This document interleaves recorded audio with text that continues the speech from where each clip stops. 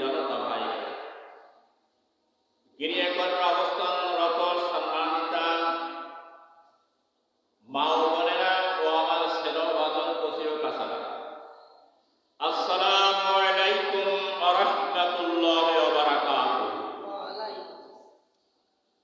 মহান আল্লাহ সুবহানাহু ওয়া তাআলার আজকের সুন্দরবারে লাখো কোটি কালিমাতুশ শুকর আদায় করছি, যে মনিয়ান দরিয়ার সর্বময় ক্ষমতার মালিক, জীবনের মালিক, হায়াতের মালিক, মৌতের মালিক, সুখ শান্তি আরাম আয়েশের মালিক, বিশ্ব ব্রহ্মাণ্ডের মালিক আল্লাহ সুবহানাহু ওয়া তাআলার দরবারে শুকরিয়া আদায় করি, যিনি মেহেরবানি করে অনেকগুলো মানুষের মধ্যে থেকে আজকে পবিত্র একটি জুমার দিন অত্যন্ত গুরুত্বপূর্ণ। আল্লাহ পাক যাকে মনোনীত ভালোবাসেন, পছন্দ করেন, তাকে ছাঁটাই বা বাছাই করে দুনিয়ার সমস্ত কাজকে বর্জন করে যথা সবাই উপস্থিত হয়ে জুমার এই সমাবেশকে সাফল্য করার মতন তৌফিক তাকে দান করেন। সেই মহান রব্বুল আলামিনের দরবারে প্রাণ খুলে আবেগ জড়িত কণ্ঠে গভীর অন্তরস্থল থেকে কালিমাতুশ শুকর আদায় করে সকলে বলুন দরসরে সমস্যরে আলহামদুলিল্লাহ। অগণিত দরুদ সালাম রহমত কল্যাণ শান্তি ও মহিমা বর্ষিত হোক সর্বকালের সর্বযুগের মহান নেতা, মানবতার মুক্তির বিচারে মুক্তির কান্ডারি সরওয়ারে কায়নাত আশরাফুল আম্বিয়া জনাবে মুহাম্মদুর রাসূলুল্লাহ, সকলে বলুন সাল্লাল্লাহু আলাইহি ওয়াসাল্লামের প্রতি। আজকের আলোচ্য বিষয়, আজকের আলোচনার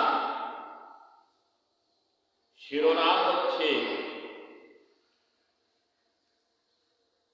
মানবতার মুক্তির কান্ডারি সরওয়ারে কায়নাত শাফাতের কান্ডারি বিশ্বনবী জনাবে মুহাম্মদ রাসূলুল্লাহ সাল্লাল্লাহু আলাইহি ওয়াসাল্লামের মর্যাদা এবং তার ভালোবাসা, চরম ভালোবাসার প্রকাশ্য যিনি পৃথিবীতে স্থাপন করেছিলেন তিনি হলেন বিশ্বনবী মুহাম্মদ রাসূলুল্লাহ, সকলে বলেন সাল্লাল্লাহু আলাইহি ওয়াসাল্লাম।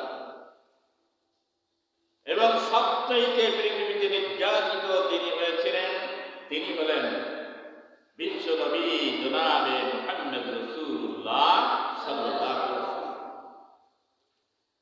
কোরআনে কারীম 30 পারা, সূরা নম্বর 94, সূরাটির নাম হলো সূরাতুল ইনশিরাহ। কোনদিন শুনেছেন কিনা জানি না, আমি তেলাওয়াত করেছি। সূরাটির মধ্যে 8টি আয়াত আছে, 1টি রুকু আছে, 27টি বাক্য আছে, 103টি অক্ষর আছে। সূরাটি নাযিল হয়েছে রাসূল কারীম সাল্লাল্লাহু আলাইহি ওয়াসাল্লামের উপর ওই সময়, যে সময় নবুয়ত তিনি পান নাই, সেই সময় তিনি সেই আরব জাহিলিয়াতের যুগে, বর্বরের যুগে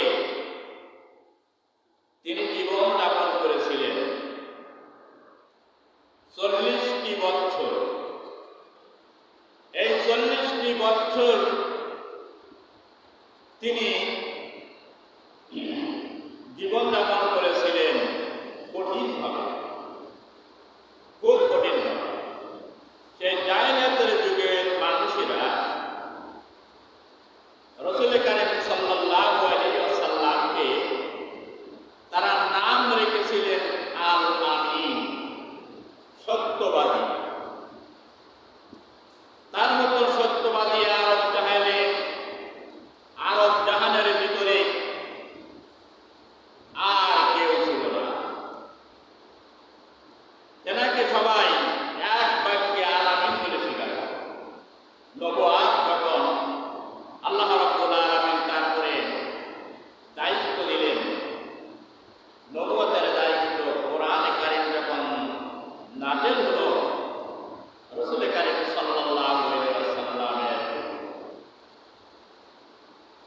সর্বপ্রথম সূরা নাযিল হয়েছিলেন সূরা আলাকের ৫ আয়াত, তারপরে এক রুকু এক সূরা, এইভাবে করে সূরা নাযিল হতে থাকলো।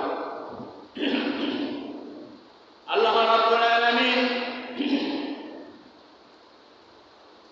সূরাতুল মাইদা আয়াত নাম্বার হচ্ছে ৬৭।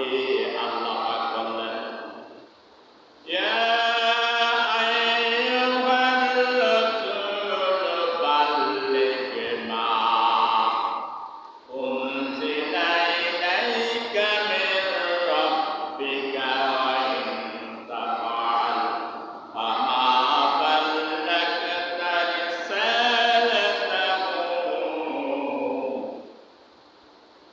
فما بلغت رسالتك ولا يعصوك للناس إن الله لا يهدي القوم الكافرين।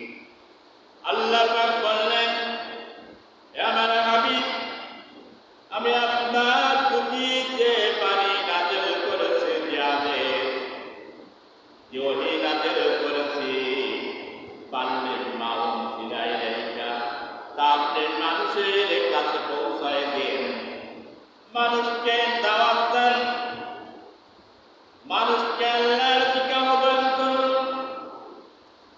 বাল্লাগতা রিসালাতাকা ওয়া ইন তাফআল ফামা বাল্লাগতা রিসালাতাহু। যদি আপনি এই দায়িত্ব না পালন করেন, তাহলে আপনি আপনার কর্তব্য ব্যর্থ করেন। সুতরাং আপনার প্রতি মানুষের পক্ষ থেকে যত মুসিবত আসবে, আমি আল্লাহ রাব্বুল আলামিন সেটা মোকাবেলা করব।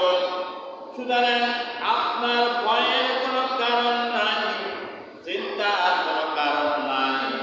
সুতরাং ইন্নাল্লাহা লা ইয়াহদিল কওমাল কাফিরিন।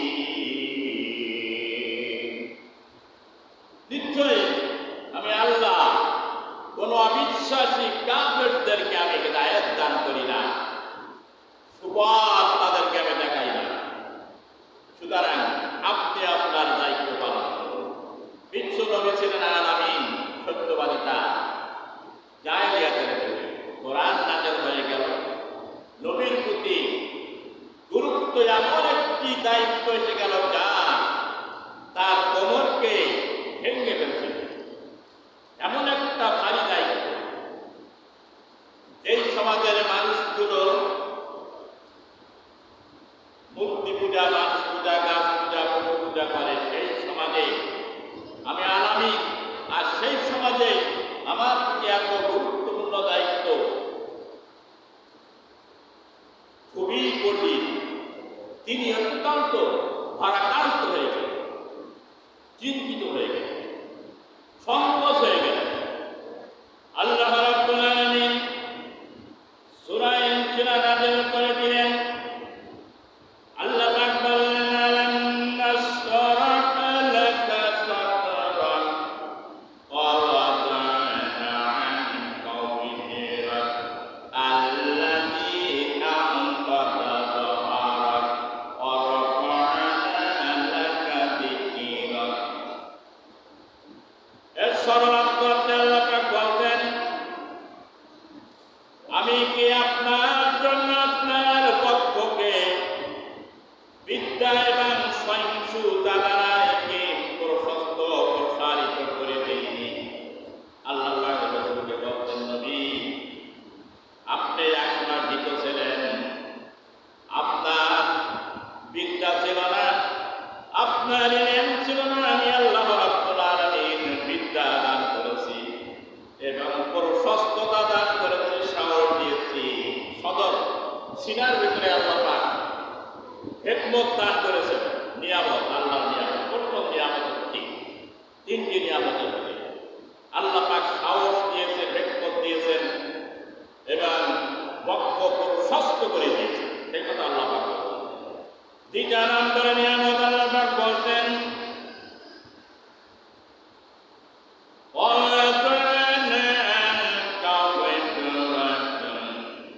আর আমি আপনার উপর হইতে সেই ভার অপসারিত করেছি, সেই বোঝা অপসারিত করে দিয়েছি যা আপনার মেরুদণ্ডকে ভেঙে দিচ্ছিল।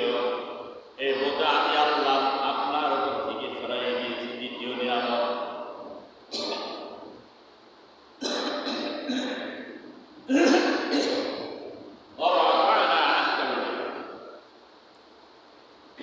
আল্লাহর নবী ওহী মোবারক পড়ে আরববাসীদেরকে ডাক দিলেন সওয়ার পর্বতে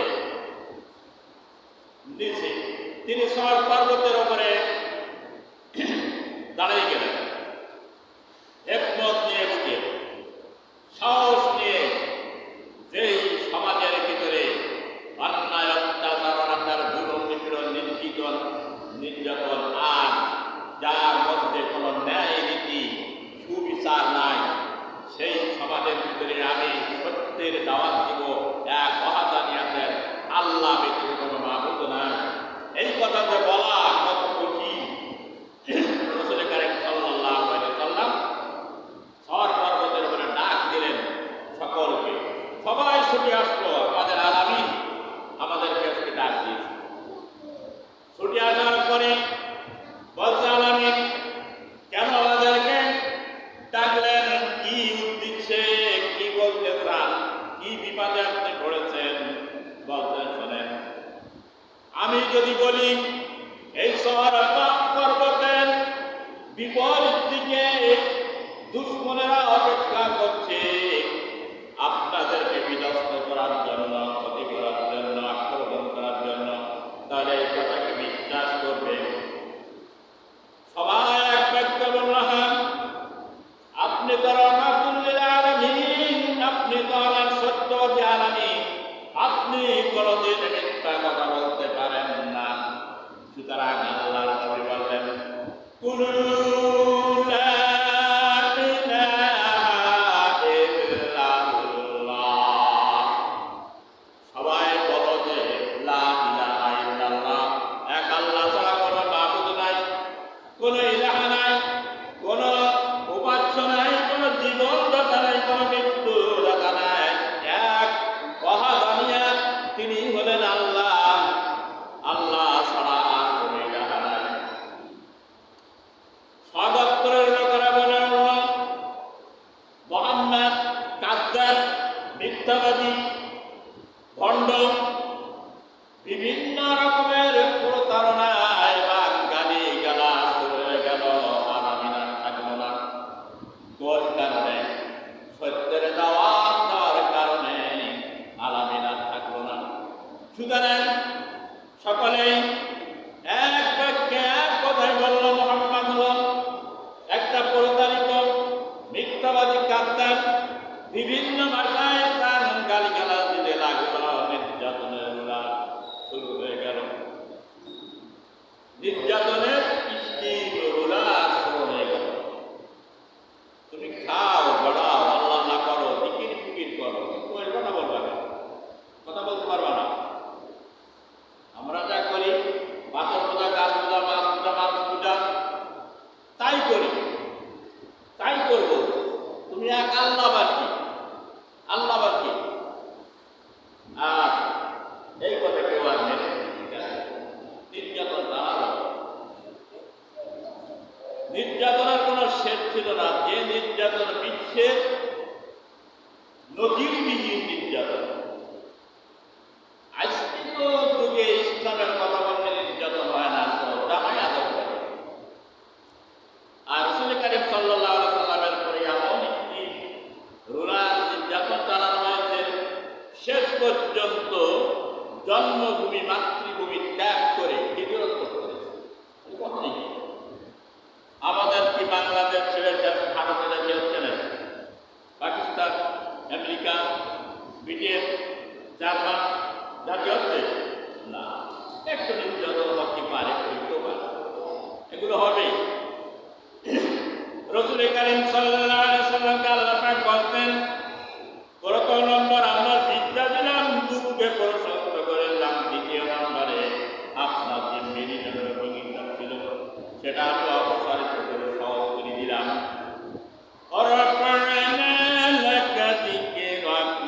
এরপরে আমি আপনাকে এমন মর্যাদা দান করলাম যা আপনার সবচেয়ে হেয় প্রতিপূর্ণ করেছিল।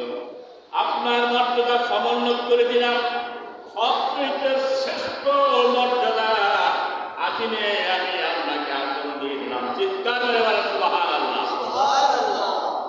তিনটে নিয়ামত আল্লাহ দান করলেন, অর্পণ আর রাখা। এরপরে আল্লাহ পাক বলতেন,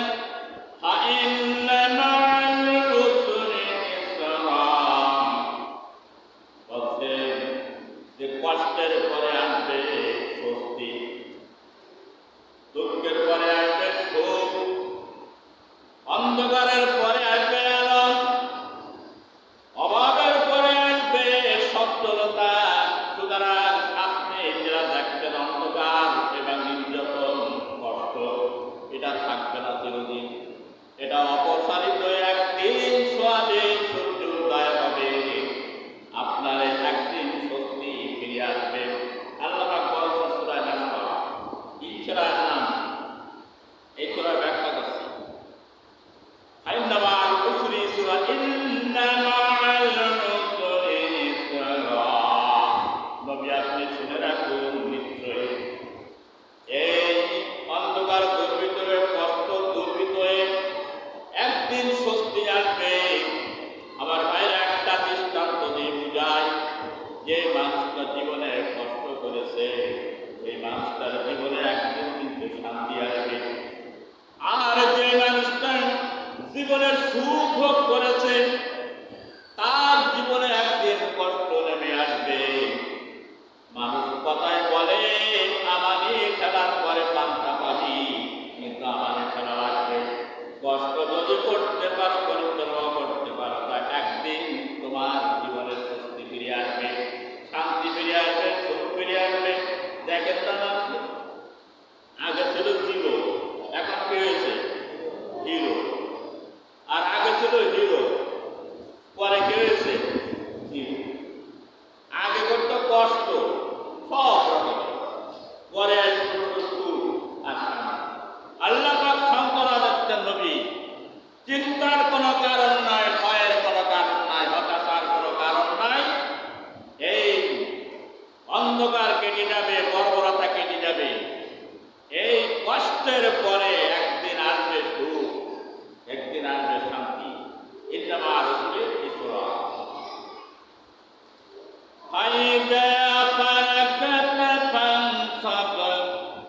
আপনি যখন অবসর হবেন, অবসরে আপনি আল্লাহর ইবাদতে নিমগ্ন হবেন, নিমজ্জিত হবেন আল্লাহর ইবাদতে, মশগুল হয়ে যাবেন আল্লাহর ইবাদতে।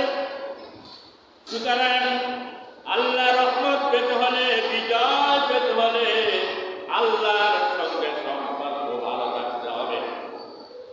আল্লাহ রাব্বুল আলামিন বলছেন কোরআনে কারীম সূরাতুল বাকারা, আফাহাসিবতুন্নামা খালাকনাকুম আফাহাসিবতুম আন তাদখুলুল জান্নাতা ওয়া লাম্মা ইয়াতিকুম মাসালুল লাযিনা খালাউ মিন ক্বাবলিকুম মাসাতুহুমুল বাসা ওয়াদ দাররা ওয়া যুলজিলু হাত্তা ইয়াকুলা রাসূল মাতা নাসরুল্লাহি নাসরুল্লাহি করিম। এখন মানুষের পরে অন্যত্ব ইসলামের প্রথম যুগেই ইসলাম যখন প্রতিষ্ঠা হয় নাই, খুব নির্যাতন হয়েছে। যে নির্যাতন মানুষ সহ্য করতে পারে নাই, অকথ্য নির্যাতন। আল্লাহর নবী কাবা শরীফের দেওয়ালের গায়ে গামছা মাথায় দিয়ে ঘুমায় শুয়ে আছেন। সাহাবায়ে কেরাম বলতেন, ইয়া রাসূলুল্লাহ, ইয়া হাবিবাল্লাহ, আমরা তো আর নির্যাতন সহ্য করে পারি না, কষ্ট তো আর সহ্য করে পারি না।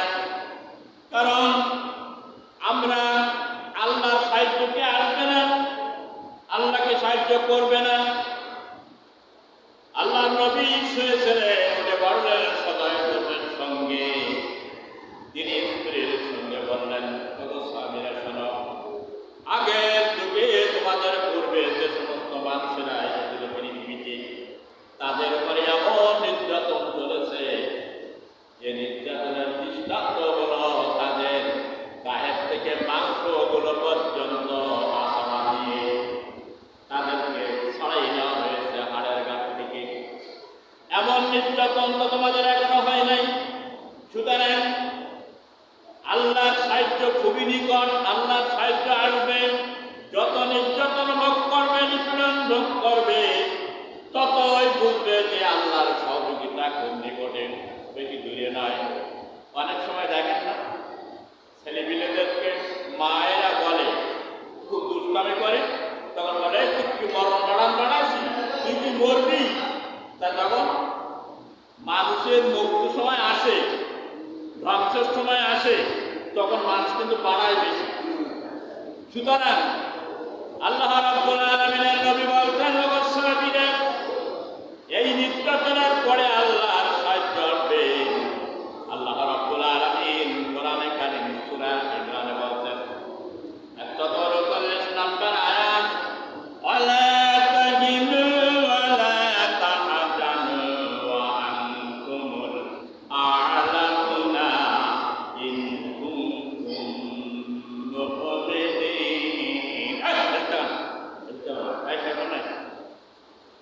সুতরাং তোমরা চিন্তা করো না, ভয় পেও না, হতাশা হও না। তোমাদের উপরে অনেক নিপীড়ন, নির্যাতন, জুলুম আসবে। দেশ থেকে বহিষ্কার করে দেওয়া হবে, নিষিদ্ধ করা হবে দল থেকে। কিন্তু ভয় পাওয়ার কোনো কিছু নাই, কারণ আল্লাহ সান্ত্বনা দিয়ে বলছেন যে তোমরা হতাশ হও না, চিন্তা করো না। যদি তোমরা মুমিন হও, আল্লাহ তোমাদেরকে বিজয় দান করবে। চিৎকার মেরে বলেন সুবহানাল্লাহ। শর্ত হচ্ছে মুমিন হতে হবে। আল্লাহ রাব্বুল আলামিন নবীকে বললেন, অবসর সময় যখন পাবেন, নফল ইবাদতে আপনি মশগুল হয়ে যাবেন। ফাইদা ফারাগাতা ফানসাব ইলা রাব্বিকা ফারাগাব। আর আল্লাহর সঙ্গে সম্পর্ক রাখবেন, আল্লাহর প্রতি ভালোবাসা রাখবেন, আস্থা রাখবেন। আপনি যখন অবসর হন, তখন নফল ইবাদত করেন। নফল ইবাদত হলো হয়েছে সাবজেক্ট। ফরজ ইবাদতের পরে যখন মানুষ নফল ইবাদত করে, এই নফল ইবাদতের জন্য আল্লাহ তাকে বেশি ভালোবাসেন। চিৎকার করে বলেন সুবহানাল্লাহ। ভাইয়া আরেকটা হামসা, আর আপনার প্রভুর দিকেই আপনি অগ্রসর হবেন, আপনার প্রভুর দিকে সদাই দৃষ্টি রাখবেন। তার কারণ একমাত্র পৃথিবীতে পরিবর্তন করতে পারে একমাত্র আল্লাহ, মানুষের হাত নাই। এই বিশ্বের সুপার পাওয়ার দ্বারা আছে কিছু করতে পারে না, কোনো কিছু করার ক্ষমতা তাদের নাই। একমাত্র পরিবর্তন করার ক্ষমতা কার আছে? আর বলেন কার আছে? আল্লাহর। সে আল্লাহ আছে না নাই? সে আল্লাহ আছে। সেই কোরআন আছে না নাই? কিন্তু সেই ঈমান নাই, সেই ঈমান নাই। যা দ্বারা আল্লাহ সাহায্য আসবে, বারুদ জ্বলবে, মেয়াজ ঠিকই আছে, কিন্তু কাঠির মাথায় বারুদ নাই। সারাদিন যদি ঠোকেন জ্বলবে নাকি? আপনার হাতে পকেটের মধ্যে সিগারেট আছে, হাতের পকেটের মধ্যে একটা লাইট আছে, লাইটের মধ্যে কিন্তু গ্যাস নাই। সারাদিন দেখবেন সিগারেট কিন্তু আর জ্বলবে না, জ্বলবে না, গ্যাস লাগবে, ঈমান লাগবে। সুতরাং আল্লাহ রাব্বুল আলামিন বলছেন, নবীগণ আমি আপনাকে প্রেরণ করেছি পৃথিবীতে। কেন শোনেন, ইয়া আইয়ুহান নাবিয়্যু ইন্না আরসালনাকা শাহিদান ওয়া মুবাশশিরান ওয়া নাযীরা ওয়া দা'iyan ইলাল্লাহি বিইذনিহি ওয়া সিরাজাম মুনীরা। আমার হাবিব, আমি আপনাকে এই পৃথিবীতে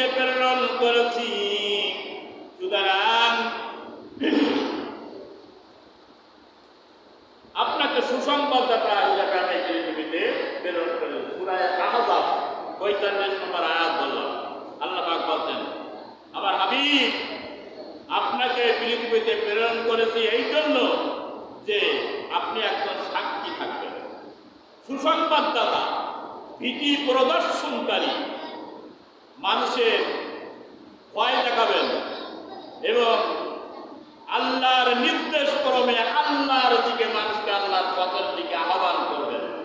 সত্যর প্রদীপ, উজ্জ্বল প্রদীপ রূপে আপনাকে আমি প্রেরণ করেছি। চিৎকার মেরে বলেন সুবহানাল্লাহ।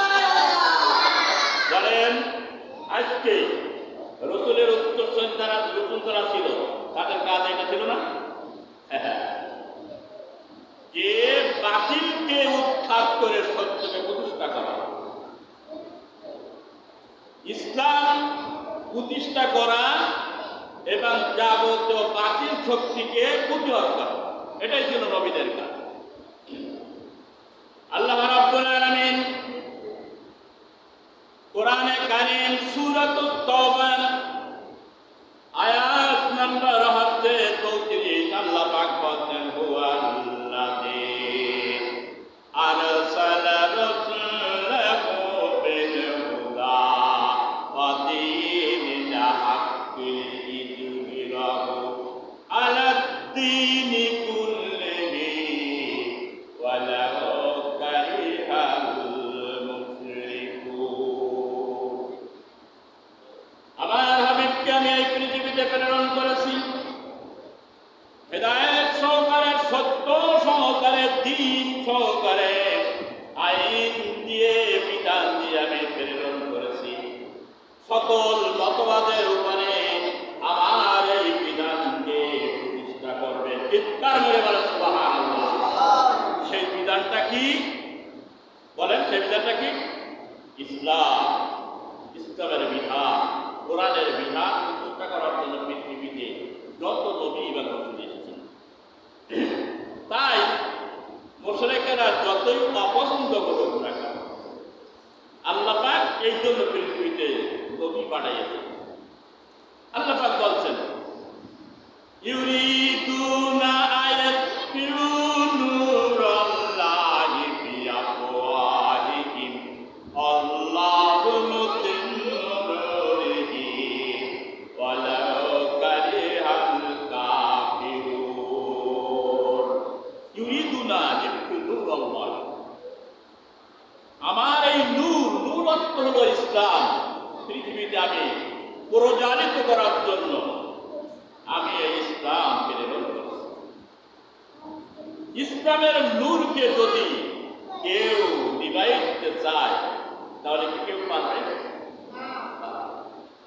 মনে করেন একটা দৃষ্টান্ত দেন, আপনার রাস্তার মোড়ে একটা ভাল খাটানো আছে, এখন ওই রাস্তা দিয়ে ব্ল্যাক মার্কেট যাবে, চোর যাবে, বদমাইশ যাবে, লুচ্চ যাবে, এখন আলোর জন্য যাইতে পারে না। এখন সবাই চোর, বদমাইশ, লুচ্চা, ডাকাত, ব্ল্যাক মার্কেট একসঙ্গে পক্ষদোষ হয়েছে। পক্ষদোষ হওয়ার পরে আলোতে ফু দিচ্ছে, টিভি যাবে না, আলোকে নেবে, আলো নেবে না। ওটা তো পাগলের কাজ, কারণ ওই আলো নেবাতে গেলে পার হতে যেতে হবে, যে ওখানে ভোল্টেজ লক্ষ্য করতে সুইচ টিপতে হবে, তারপর নেবে। খুদিলিকেই কারেন্টের আলো নেবে নাকি? ইসলামের আলো কি মুখে ফুৎকার দিয়ে বসা যায় কিনা? নিষিদ্ধ করে দিলে কি মুছে দেয় নাকি? বলে শুনতাম না, ওটা থাকবে। কিন্তু এটা পাগলের পাগলাম, এগুলো পাগলের পাগলাম পৃথিবী। আল্লাহ পাক বলছেন সূরাতুত তাওবা আয়াত নম্বর 32, ইউরিদুনা আন ইতফিউল্লাহু ইউরিদুনা লিইউতফিউ নূরাল্লাহি বিআফওয়াহিহিম আল্লাহু মুতিম্মু নূরিহি ওয়ালাউ কারিহাল কাফিরুন। আমার এই নূরকে, অর্থাৎ আমার এই দিনকে আমি সারা দুনিয়ায় আমি এরা প্রকাশিত করব, প্রতিষ্ঠা করব, বিস্তৃতি করব। কিন্তু কোন মুশরিক, কোন কাফির এটা যতই তারা নারাজ হোক না কেন, অসন্তুষ্ট হোক না কেন, তাদের গায়ে যতই জ্বালা উঠুক না কেন, তারা মেরে বলেন সুবহানাল্লাহ। সূরাতুল হজর আয়াত নম্বর 9, ইন্না নাহনু নাযালনা কুরআনা ওয়া ইন্না লাহু লাহাফিজুন। আল্লাহ পাক বলছেন, এই যে কোরআন আপনারা দেখতে পান 30 পারা 114টি সূরা সংরক্ষিত একটি গাইড বই। এই গাইড বইটা হলো বিশ্ব মানবতার মুক্তির পথ, মুক্তির আলো, মুক্তির সনদ, শান্তির আলো, শান্তির একমাত্র মানদণ্ড হচ্ছে কোরআন। কোরআন ছাড়া পৃথিবীতে কোনো শান্তি হবে না। মানব রচিত কোনো আইন দিয়ে পৃথিবীতে শান্তি আসি নাই, মানুষের সঠিক বিচার আসি নাই, ন্যায় বিচার আসি নাই, কোনো কিছু পৃথিবীতে প্রতিষ্ঠা হয় না, আর কিয়ামত পর্যন্ত হবে না।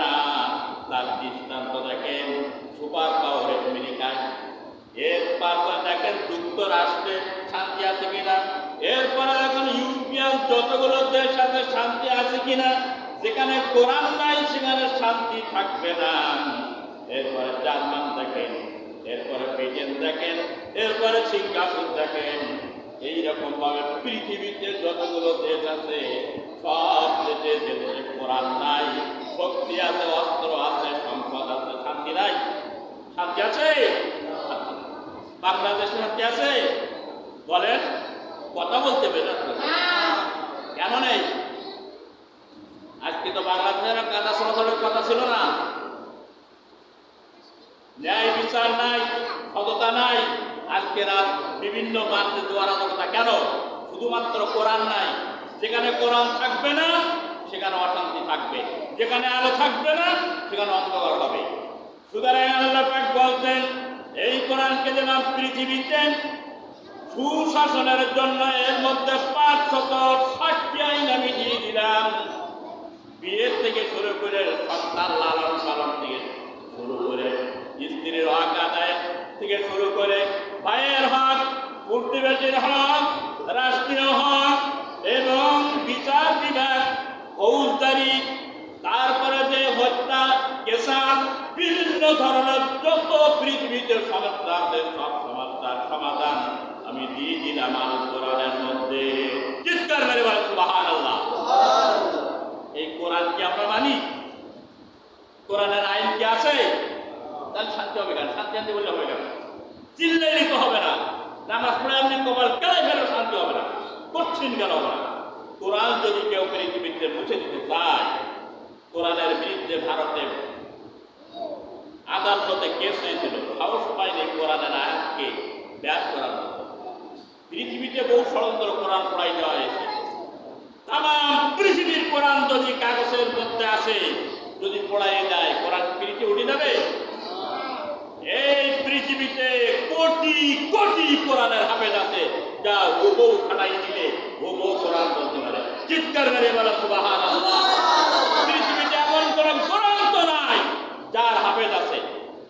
যত ধর্ম আছে কোন ধর্মের হাফেজ নাই। বাইবেল বলেন, রামায়ণ বলেন, মহাভারত বলেন, যাই বলেন, কিন্তু কোরআন পৃথিবীতে যদি কেউ পড়াইয়ে সরকার করে দেয় তবুও কোরআন উঠে যাবে না। কারণ হাফেজদের সিনার মধ্যে 30 পারা কোরআন সংরক্ষিত রয়েছে। এই জন্য আল্লাহ পাক সূরা হজরের 9 নম্বর আয়াতে বলছেন, নাহনু নাযালনাল কুরআন, এই কোরআন আমি নাযিল করেছি, দুনিয়ার কোনো মানুষের না, পঠিত কিতাব নয়। সুতরাং আমি আল্লাহ নাযিল করে দিয়েছি, আর এই কোরআনের হেফাজতের দায়িত্ব আমি আল্লাহ নিয়েছি। চিৎকার মেরে বলেন সুবহানাল্লাহ। বিশ্ব নবী এই কোরআন বুকি করে দিয়ে এসেছিলেন।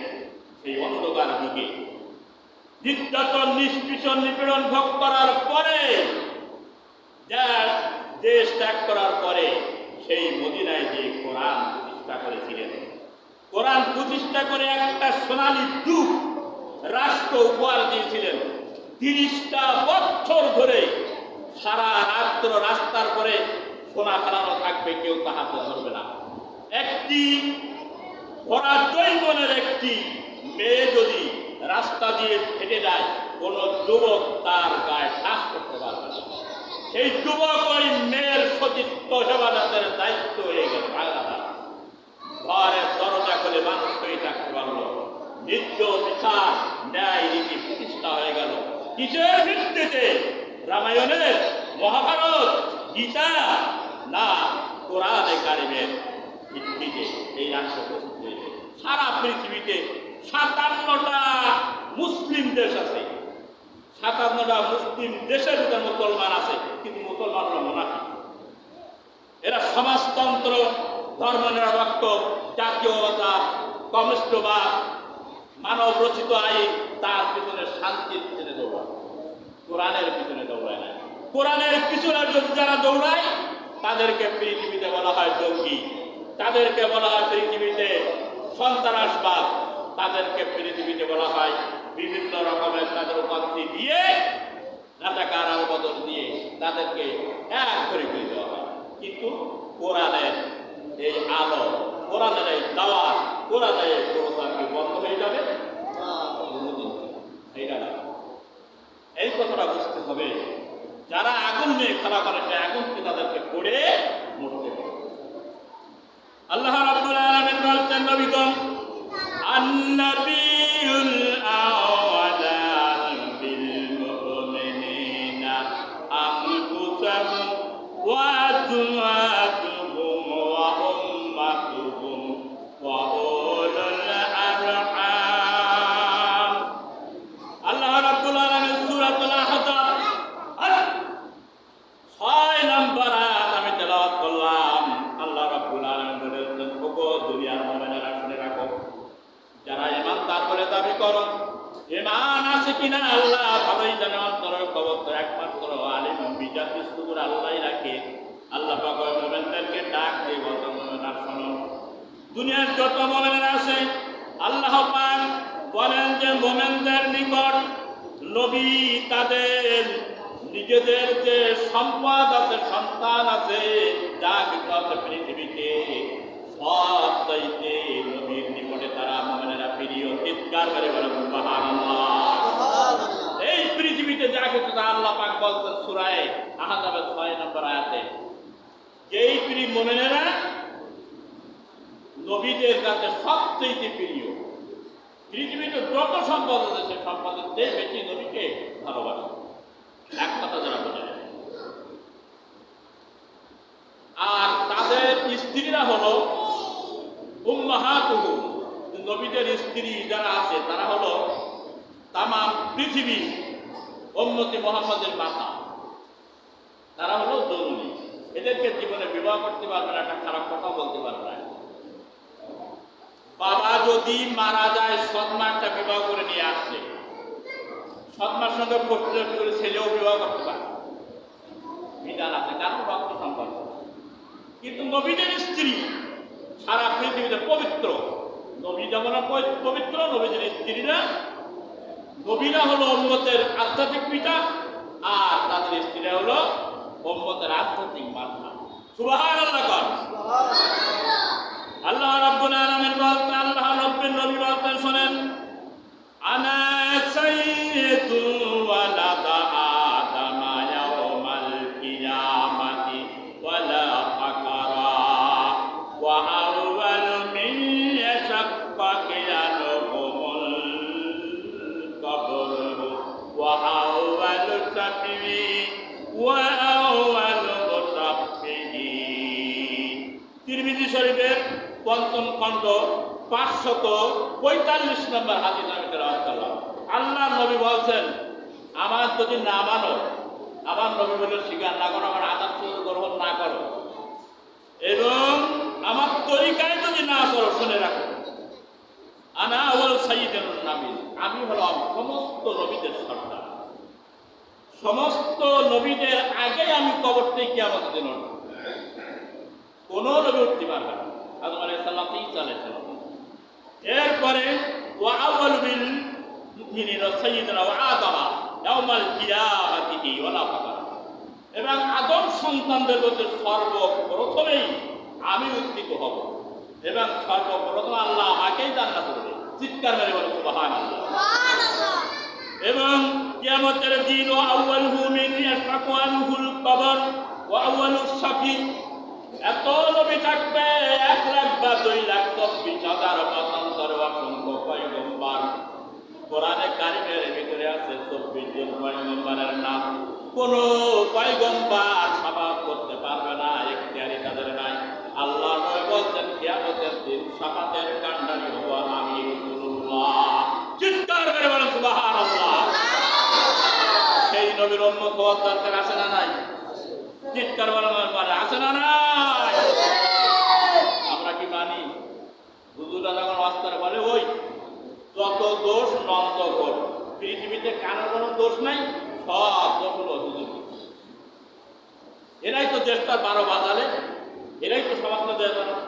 কতগুলো মোনাফিক আছে, মোনাফিকগুলো কথাই অনেক গল্প আছে। গল্প ধাড়ি ছাগল নিয়ে একজন যাচ্ছে, কিছু হালুয়া, কিছু রুটি আর কলা, একটা ধাড়ি ছাগলটা পালো ওখানে বাইন্দে রেখে রাস্তার করে বললো একটু পোটা ফিরে আসে, একটু বাথরুম করে দূরে গেছে বানর যে কলা আর রুটি সব করে খাইয়ে ধাড়ি ছাগলের দাড়িতে ওই হালুয়া একটু লাগাই খেয়েছে। ও আসে দেখে যে দা সব খাই বেলাইছি, এইবারে আসে ধাড়ি ছাগলের পাশায় যাচ্ছে, সব খাই বেলাইছি, আমি কি খাবো, আমি তো খাওয়ার ধরে নিয়েছি। তখন তোমার বলতে বানর করতে হয়তো ঠিক আছে, হ্যাঁ খাও কলা রুটি, কলাটা খোটা সামনে ফেলে দিয়েছে। ভক্ত ধাড়ি ছাগল খাইলো কেনা? মুসলমানদের ভিতরে যত নাস্তিক, যত মুরতাদ এই আছে, সব কিছুই এরাই সর্বনাশ করলো। ইসলামের 12টা বাজালো, আর দৌড়ায় কার হুজুরিগের দাঁড়িয়ে লাগে দার্শনিকের। সুতরাং মুসলমান এখনো বুঝতে পারে নাই এই মুসলমানের ভিতরে হচ্ছে দ্বন্দ্ব আর ফাসাদ। একদল মুসলমান খিচুড়ি পাক করেছে, খিচুড়ি বলতো এই কয়দিন পর কান্দারি মতো খাইতাম এক ওই ভিতরে মত আপনি একতলা হয়ে গেছে। মতদ্বন্দ্ব কি মতদ্বন্দ্ব? একদল বলছে যে গরম গরম খাবো আমরা, আরেক দল বলছে না ঠান্ডা লাগে। দুই দলের ভিতরে বেঁচেছে জ্ঞান। এই দুই দল জ্ঞান দান বানিয়েছে, আর এদিকে পুকুরিয়ে এসে খেতে সব খেয়ে হইল তো গন্ধামের দরকার গরম খা গরম পিঠা। এই যে মুসলমানেরা একতলাফ আর দ্বন্দ্ব করতে করতে ইসলামের 12 বাজাতে ইহুদি নাসাররা ইসলামকে লুকাই নিয়ে মুসলমান ঘুরে থাকবে খালি খাওয়া নিয়ে, কুকুরে খাই বেড়ে এসে সব মাংস আর হাড় চাটে শুধু মুসলমান। সুতরাং এই হচ্ছে অবস্থা। এই জন্য নবীকে ভালোবাসতে হবে। এই জন্য কিয়ামতের ময়দানে শাফাতের কাণ্ডারি একমাত্র নবী হবে। কেউ সেখানে নবী ছাড়া আর কেউ শাফাত করতে পারবে না। আল্লাহ বলেন আনা সাইয়্যিদানা আদম ওয়া আহমাল কিয়ামাতি ওয়ালা ফাকরা ওয়া আউয়ালু ইয়ানশাকুল কবরু ওয়া আউয়ালু শাফিহি ওয়া শাফি। কিয়ামতের দিন আমি তো আদম সন্তানদের মধ্যে সর্বপ্রথম নেতা হব, সর্বপ্রথম কবর থেকে উঠব। আল্লাহ রাব্বুল আলামিন আমাকে নির্দেশ দেবেন এবং আমি শাফাত করব। আমার শাফাতে জান্নাতে যাবে, আর আমি হাউজের কাউসারের ধারে দাঁড়িয়ে দাঁড়িয়ে আমার উম্মতদেরকে আমি নিজে হাতে পান করাবো। চিৎকার মেরে বলে সুবহানাল্লাহ। এই নবীকে ভালোবাসার দরকার আছে না নাই? আল্লাহ রাব্বুল আলামিন বলছেন আনাস রাদিয়াল্লাহু তাআলা আনহু قال رسول الله صلى الله عليه وسلم لا يؤمن احدكم حتى اكون احب اليه من والده وولده والناس اجمعين। বুখারী শরীফের প্রথম খণ্ড 14 নম্বর হাদিস তেলাওয়াত করলাম। বলছে এই দুনিয়ার মধ্যে যা কিছু আছে, স্ত্রী পুত্র সন্তান আদি মাতা পিতা ভাই ব্রাদার, তার চেয়ে বেশি যদি নবীকে ভালো না বাসতে পারে ওই ব্যক্তি কোনোদিন মুমিন হতে পারবে না। চিৎকার মেরে বলে নাউযুবিল্লাহ। আরেকটা হাদিস শুনে যাই, ওয়ান আব্দুল্লাহ ইবনে আমর রাদিয়াল্লাহু তাআলা قال رسول الله صلى الله عليه وسلم لا يؤمن حتى يكون حتى هواه اتباعا لما جئت به। বুখারী মুসলিম শরীফের হাদিস প্রথম খণ্ড 67 নম্বর হাদিস। আল্লাহ নবী বলছেন যে কোন ব্যক্তি যদি তার কামনা এবং বাসনাকে, তার আশাকে, তার কাম ক্রোধ লোভ মোহকে আমার আনিত এই জীবনের ব্যবস্থার উপরে উপস্থাপন না করতে পারবে ততক্ষণ পর্যন্ত ব্যক্তি মুমিন হতে পারবে না। চিৎকার করে বলেন নাউযুবিল্লাহ। আমরা কি আপনি পেরেছি? আমাদের জীবনটা কেউ দাঁড়িয়ে রাখেনি, নামাজ পড়ি, কারণ সাক্ষাৎ যে নামাজ পড়ি। কেউ দেখা যাচ্ছে স্ত্রী পর্দায় রাখি না, কেউ দেখা যাচ্ছে সুদীর সঙ্গে জড়িত আছে, মসজিদের মোতাল্লি আছে, এমনি ভাবে সব জায়গায় নবীর তরিকায় কেউ নাই, এমনি মুসলমান। সুতরাং আল্লাহ নবী কি বললেন, আমার উপাস্যবান দিনের উপরে তোমাদেরকে যে কামনা বাসনাকে আমার এই দিনের অধীন করতে হবে, তা না হলে ইমানদার হতে পারবে না। আব্দুল্লাহ ইবনে ওমর একটা হাদিস বর্ণনা করে শেষ করে দেব। ওয়ালাল আল্লাযী নাফসু বিয়াদিহি লা তা'মুরু বিল মা'রুফ ওয়া তানহাউনা আনিল মুনকার। হযরত ওমর রাদিয়াল্লাহু তাআলার মতো মুসলমান পৃথিবীতে আসবে না, ওয়া কারণ মতো মুসলমান পৃথিবীতে আসবে না। ওমর বলতো, ইয়া রাসূলুল্লাহ, ইয়া হাবিবাল্লাহ, আমি দুনিয়ার সব দিয়ে আপনার বেশি ভালোবাসি, কিন্তু আমার জীবনটা, এই জীবনের চেয়ে বেশি আমি ভালোবাসি না। আল্লাহ নবী বলছেন, আল্লাযী নাফসিহি বিয়াদিহি হাত্তা আকুনা হাব্বা ইলাইহি মিন নাফসি ফাকাতালা লাহুল উমাতাতু মারা'a ফাইন্নাহু আলা ওয়াল্লাহু আলা আনতা ওয়া হাব্বা ইলাইহি মিন নাফসিহি ফাকালা নবী সাল্লাল্লাহু আলাইহি ওয়াসাল্লাম। বুখারী শরীফের 6ষ্ঠ খণ্ড 2445 নম্বর হাদিস, ইবনে মাজাহ শরীফের 11 খণ্ড 523 নম্বর হাদিস। আল্লাহর ওয়াসিলা আমার শোনো, দুনিয়ার সব কিছু ভালোবাসো, জীবনে তুই আমাকে ভালোবাসো না।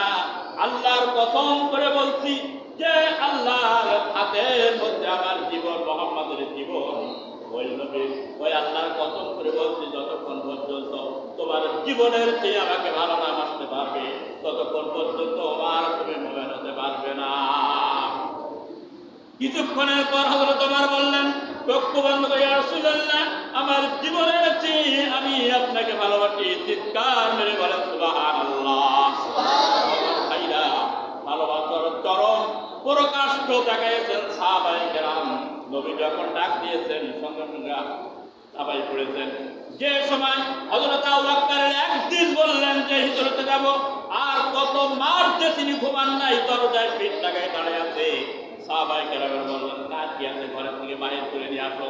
হযরত আবু বকর সব নিয়ে আসলেন, কিছু রাখলেন না। হযরত ওমর অর্ধেক নিয়ে আসলেন।